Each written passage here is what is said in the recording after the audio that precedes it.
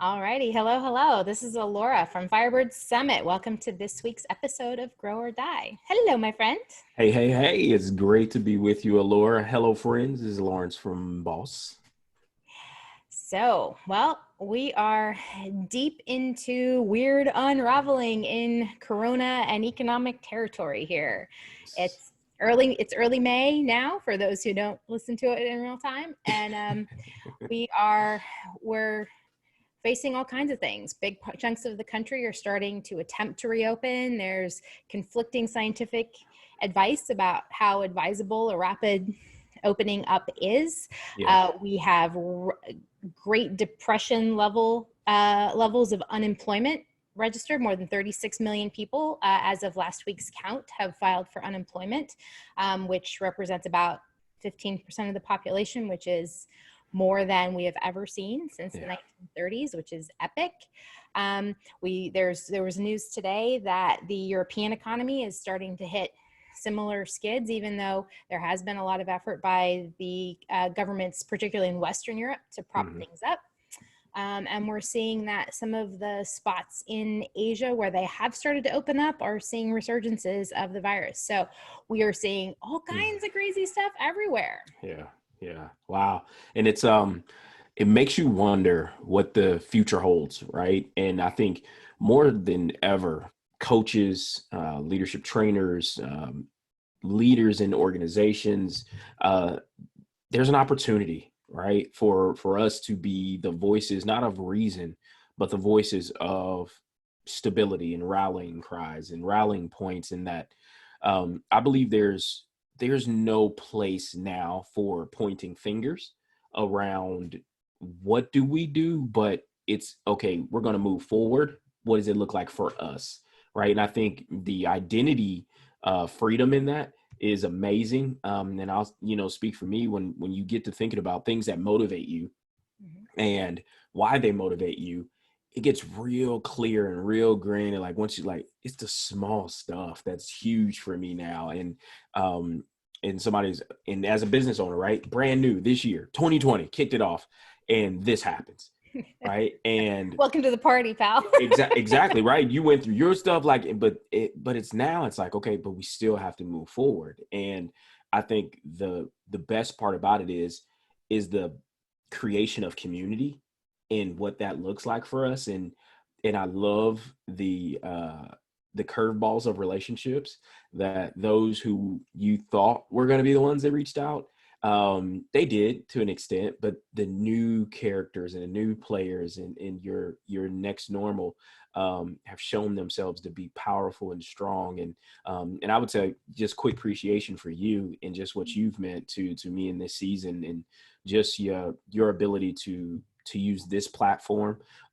It's been healing, and it's been the air for me to just connect in this way.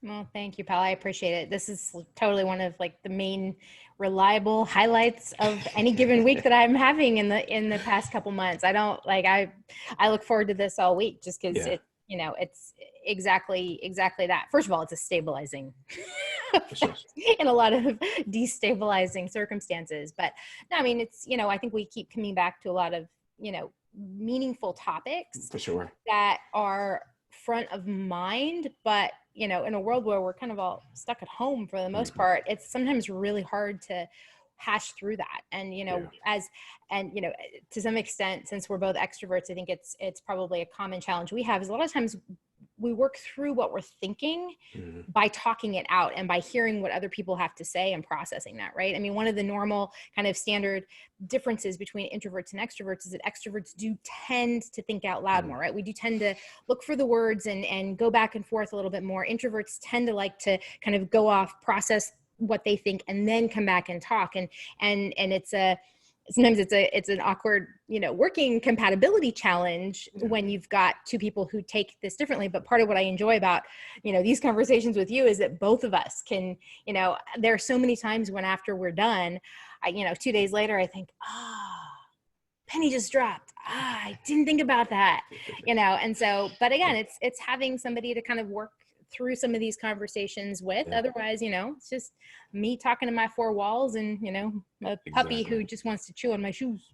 Yeah, well, it's funny, the spectrum of the introverts and extroverts, understanding that we're all on the spectrum, and it's just which version of the latter shows up. And I think more so than anything, my inner introvert has come out more, Mhm. and contemplated, being very contemplative, being very processing in my approach, and calculated and more analytical, because again, I'm doing business development. So what does that look like? And talking through those ideas out loud, yeah, they work, and they have their place. But then there are those times where I pull away and I get in my notes and I get in my journal and I get in those things of just writing things down and getting very quiet and still.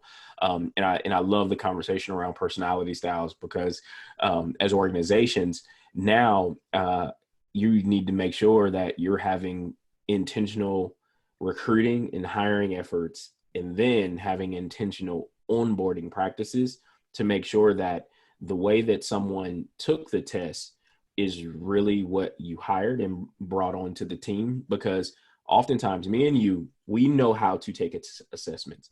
You take assessments based on how you are currently, not what you wish to be. And I think a lot of times people take them in what they wish to be and how they wish to be perceived, and not how they are today. And what that does for organizations, and again, there's slight nuances in your scores, but it can throw things off. Because if you show up as you, but your assessment and your new leader is trying to do their homework on you, I'm like, all right, Laura, she really likes to talk things out. And then you get there and you go, your first meeting, you're quiet, you're sitting here and you're contemplative, and you're like, okay, this is not the lady we interviewed. Right. Like, what's going on, right? And so I think in this next normal, being very true to who we are more often, and not believing you have to be multiple things to multiple people all the time. I think because it's tiring. And I know for me, I got tired quick, trying to be that person. And so now this is what you get. Pretty simple, but I think pretty that solid. raises, and yeah, I think that raises an interesting point too, and I Yeah. think it's a real danger right now. So I actually Yeah. I'm having a conversation with somebody right now about a role, and they had me take an assessment, and of course, but before he sent it to me, he said, make sure you're, really, it's just, and I'm like, I get it. Trust me, I understand the assessment thing. But in going through it, and I did, because mostly it was a new assessment to me. It wasn't one I've ever seen before. So I'm like, oh, hey, cool. I want to see what, and for me, the baseline is, I know when I read an assessment result, if it fits me or not. And so my goal is never to throw it off, but part of the conversation he and I were having is that, this is a very deliberate process, right? It's a coaching role. So they want to make sure that it's somebody who fits in the culture in the organization, and that's mutual. And I think one of the really big dangers when the economy is in jeopardy and when there is a lot of unemployment and where jobs are scarce is that it's very, very easy to go into that kind of conversation and second guess what you're going to put in the assessment, because all you're thinking of is, I have no idea how the hell I'm going to pay for my rent next month. I just need a job. It doesn't have to fit. And it's a really scary place to be in, because even if you think you're trying to be honest about the assessment, that kind of anxiety, it Yeah. becomes a cloud that's really, really hard to get out from under long enough to be honest. And the truth is, yeah, maybe you will get the job, but you have to keep in mind that they're looking for somebody who does legitimately fit, Yeah. and coming in and then maybe not fitting is not actually going to keep you there. And so you have to be as deliberate as possible. Now, having said that, you still got to pay your rent. And all of the drama I went through here in Florida for unemployment, I still got denied. I spent weeks trying to go through everything possible and I still got denied. So if I Yeah. hadn't been able to kind of, get work moving again, I could legitimately see why that is a horrible fear Yeah. for people to panic and try to, fit a square peg into a round hole. Yeah. But it's such, that process is designed to help match a good fit. For sure. And I would say that an organization that takes the time and effort to try to do that, especially if they train their managers on how to have a conversation after they get those kind of assessment results, is probably in the habit of being a little sensitive to whether or not someone does legitimately fit. So, I mean, you can fake your way through an assessment. You totally can. Yeah. It probably isn't going to do you as much good as, you know, the devil on your shoulder is telling you that it will. And it's something to keep in mind, because it's really, then you show up not as you, and you have to maintain kind of this like falsely advertised version of who you are, because that's who they thought they hired. And that is exhausting. And the truth is, it's not likely that you're going to be very successful if if I tried to convince somebody that I'm this super detail oriented person they could, spend 40 hours a week in spreadsheets and doing paperwork, and then I showed up, oh my God, I'd be in tears by day 2. Like that's not how I'm going to be useful or productive for anybody. And so you really have to try to be careful. But on the other hand, you also have to acknowledge that you don't know where rent's coming from and you just need a job. That's a pressure that you have to give credit to, and you have to recognize, so that you can figure out the best way to manage it. Yeah. And I think it goes to, right. There's a level of ownership and accountability on the person who's applying and the employer as well. Right. And so on the employer side, yes, you need to fill a role, but there's also a heightened level of empathy in this new normal, right? You talk about 15%, right? You had this war on talent. Before all this happened, it's war on talent. We can't find anybody. What are we going to do for people? Yeah, we'll stop dipping in the same pool as everybody else. Now it's making you look in other places. But I would say for the candidate, and I'm in the same similar boat as you, and the most freeing thing for the first time ever, I did not press in my responses on assessments, because I was like, look, you're going to get me. And if you're not prepared for the assessment version of me, you definitely not going to want to talk to the real me. And I think for the first time in sitting in a panel interview, it was the most freeing interview ever. And it was like, it got to the point in that interview, Laura, where I know they were trying to ask thoughtful things, and I felt impression management coming up for me. And I was, like you said, I was pressing, I felt myself pressing. And I stopped myself. And in the middle of this interview, I said, look at me wasting all this breath. I haven't even answered the question you asked. Let me answer the question you asked. And the whole panel just like started laughing, like, holy crap. Like, did he just stop himself? Like, yeah, I did. Like, I need to answer your question, because you're looking to see if I fit. Got it. Right. And I got back on track. And after I got finished with it, I was like, it's either mine or it's not.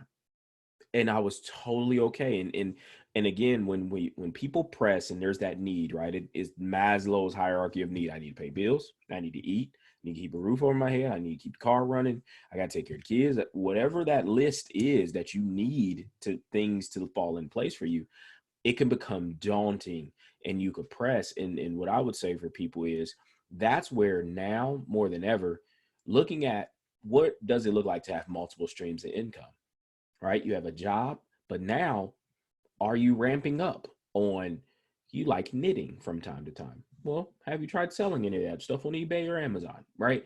And so for us, so that you're not boxed in again, or you're not surprised when another event happened, and God forbid, hopefully nothing like this will happen in the future, but going back to normal is going to look totally different for people. And it's going to look like a world of just different stuff moving forward. And so all we're is the next phase of normal, not what we left.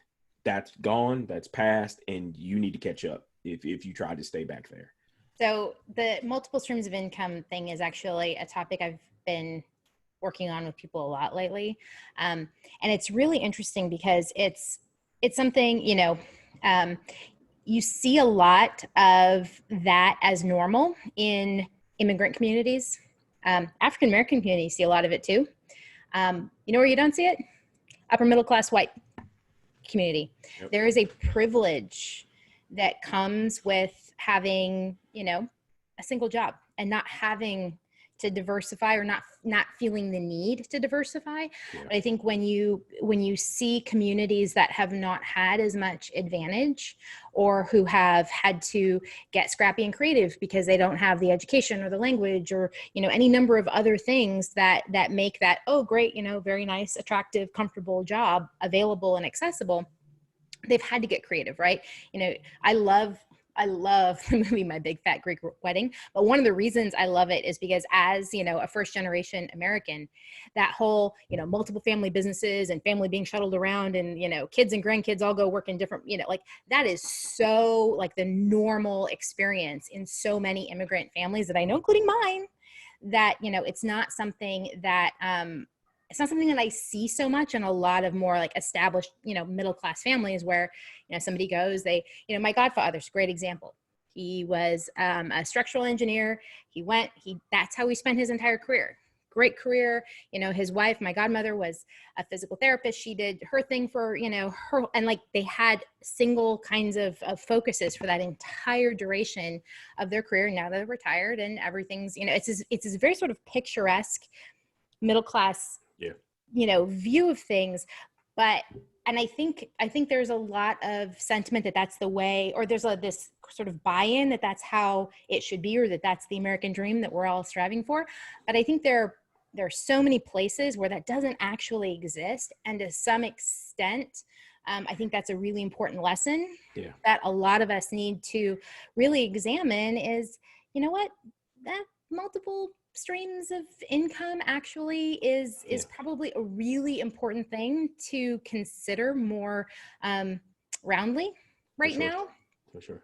Because we don't know what the next normal is going to look like. And we don't know how long or deep any kind of, economic impact, never mind the direct health impacts, but we don't know how long it's going to last, and we don't know what it's going to look like. And there are a lot of things that aren't going to come out the other side that were the way they were. So how is it that we can look at these other communities that have maybe never been able to get comfortable in the same kind of economic stability, and have had to be creative?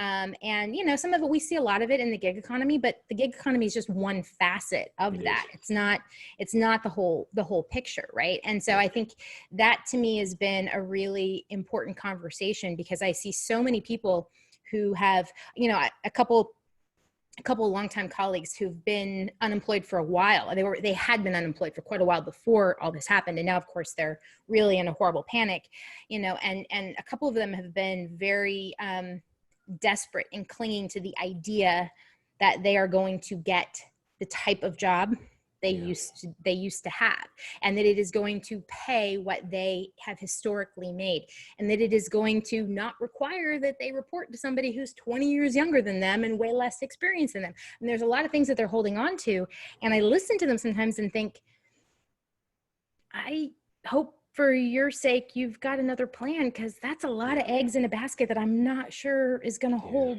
hold that weight. And that goes to the point, right, of are you ready for how fast the shifts are going to occur, right, to keep up with what's relevant, and thinking about the new workforce, right?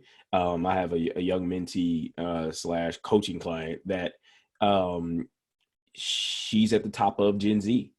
And Gen Z is like, look, I'm fluid, and I can move and shift as I will. And it's like emotion and personality and different things like that. It's like they embrace the differences in all of us, and I want to diversify, even just the way that I work. I'm going to be here, and I'm going to be loyal to you for 2 to 4 years.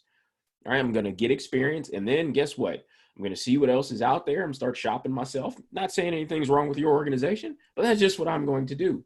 Well, who else does that? You got Gen X, who does a lot. Most entrepreneurs, we've been trying things out because we haven't had many mentors or coaches kind of track us down. So we're trying things out. And I think this next world is going to be a lot of similar to the gig economy, but it's going to be very intentional in the way that we partner and the way that we do relationship moving forward. And it's going to be crucial that I said something to somebody today around I'm trying to do business development like I do relationships. And because I want to do business with people that value me and that I value their mission, their vision, and what they strive to be. And I want authentic partnership.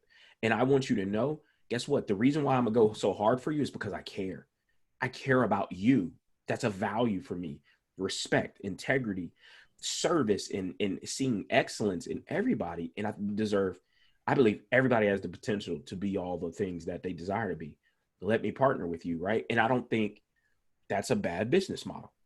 And funny thing is, and you'll love this, in the larger organization space, if you think about people's highest paying clients in partnerships, they were around relationships. In manufacturing, a lot of the customers a lot of manufacturers have are legacy customers, and they've had them for 20, 30, 40 years. Well, how do you get that far in business to where you're exchanging millions of dollars annually and we're in relationship? It's because we had similar values. We had similar things that we were exchanging as currency, that now, okay, I don't mind giving you $1 million because I know your work ethic. I know your value, Allura.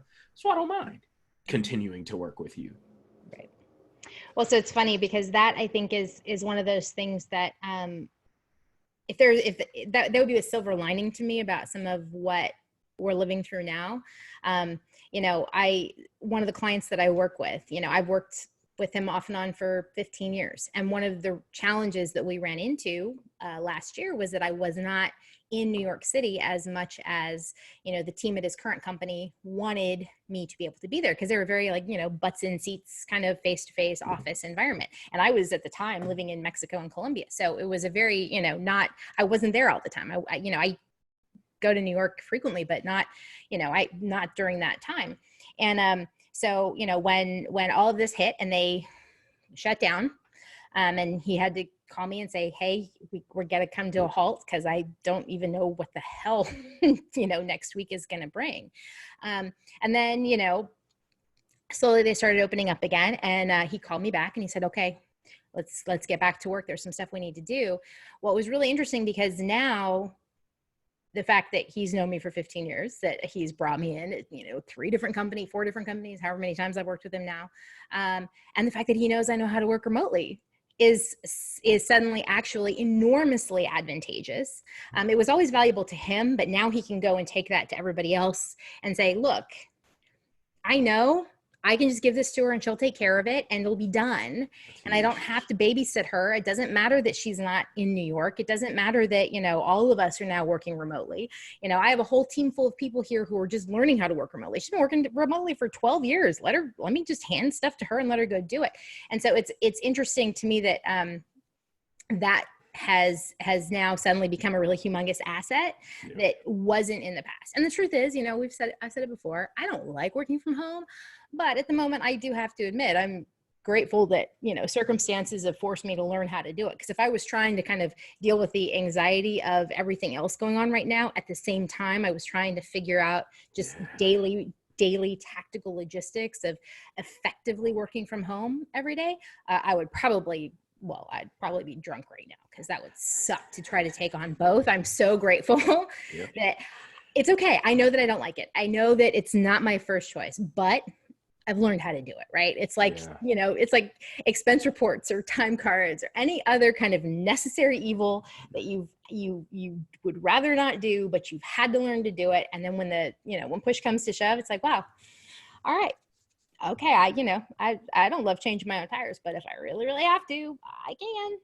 Yeah, and then you bring up a super solid point around the things that people have had to navigate emotionally and just internal just angst around all of it now being in their face. And it's one thing to have a remote pilot program happening for your organization where everybody's kind of slowly working themselves into it, to boom, immediately everybody's remote work. You have a choice. Get out of your offices, don't report to work. And like you said, in that space, I now have to figure out, my Wi-Fi wasn't the best when I was just here casually on the weekend. Now I have the anxiety of my Wi-Fi not being good, and we're on a customer call now. And oh, by the way, I got orders that I have to submit. Oh, I got a conference call with other people. And so all that stuff is happening to people. And like, it's not the normal stuff as coaches that we're helping people navigate through. It's all the other stuff that got thrown into the pot. And this is a big old bowl of emotional gumbo and jambalaya now. And now people have to figure out, what does it look like moving forward? And I think the best thing people could do is really take those moments to sit still and to really just capture when you're starting to feel a certain way, like really tap into why it's coming up for you that way. And the moment you begin to become aware of some of those new triggers that probably are already there, but now it's hitting you in a different way because of the circumstances. I think there's enormous growth that's going to happen for a lot of people who see things not only as obstacles, but opportunities to overcome things and learn better things and more things about themselves. Well, and to your point, right? You've got a new set of triggers. Like it's not, or more accurately, there are triggers that are probably always there, but circumstances weren't, poking the bear on them. And so it was funny. I was reading an article this morning in the New York Times about some new data out of e-commerce and kind of some of the changes. And as somebody who's worked in e-com for 25 years, it's some of it's kind of amusing, some of it's sort of eye rolling and predictable. But one of the things that was particularly funny to me was when I was looking at it was, Lululemon is spiked in their online sales.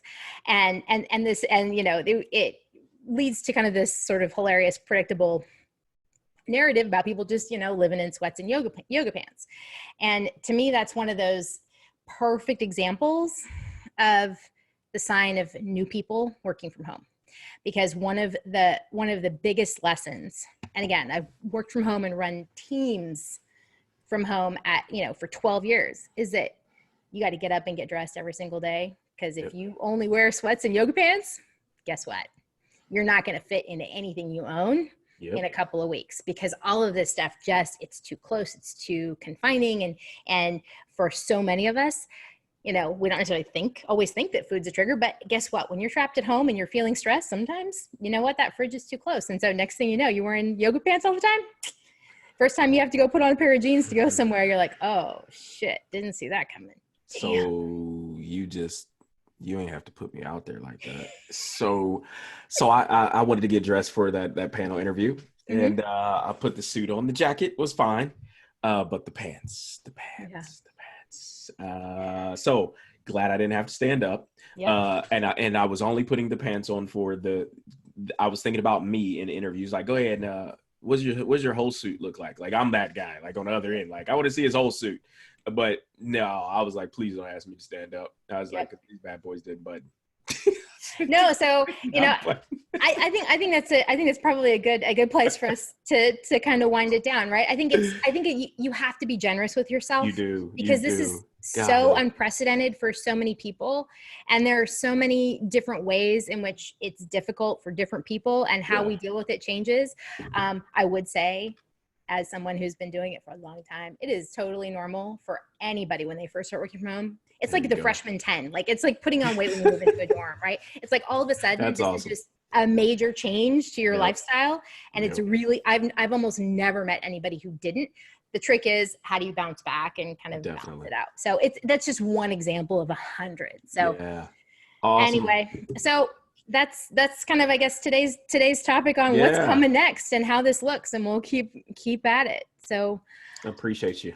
And you too, pal. Well, have a wonderful, wonderful week. You as well. I will talk to you soon. All right. See you later, everyone. Take care. Bye-bye. Bye-bye.